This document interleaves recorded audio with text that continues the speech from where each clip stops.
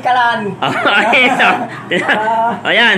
So, mas makakatipid pa sa gas niya, no? Sa, anong gas mo? Anong gas mo? Ay, di yan, ginagamit ko din yung kuhan. Pinaglumaang, pinagpertuhan, gano'n. Hindi, yung use oil ng makina, pinagpalitan ng makina. Pinagpalitan ng makina, parang change oil. Alis, basta makakatipid yan, mga kaibigan, ha? Isipin mo, pag meron kang gano'n na pinag-change oil mo, ibig sabihin niya, huwag mo itapon. Kasi yung iba tinatapon. Kaya pwede palang gamitin garto. Ito ang discard niya, yan, no? Yan ang controlling yan. Kaya lang, yun lang. So sa kuryente ka kukonsumo. Sa kuryente.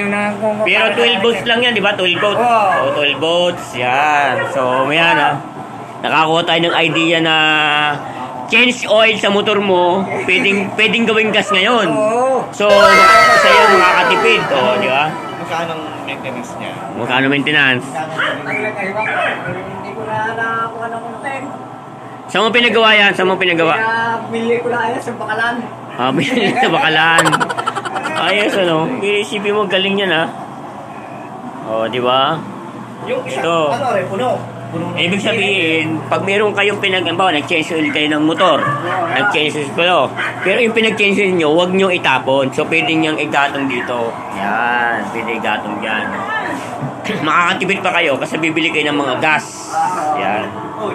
Galing. Ayan, Tapos, bumisita kami, meron pa kaming pasaging. Yung San Alvin. San Alvin, may pasaging pa tayo, di ko naman tintiro, yan, di ba? So, yan.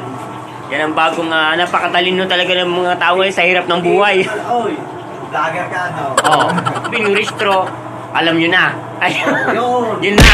Hashtag, alam nyo na. Yan. So, sige. Yan, nakita nyo na, ha? So, yan.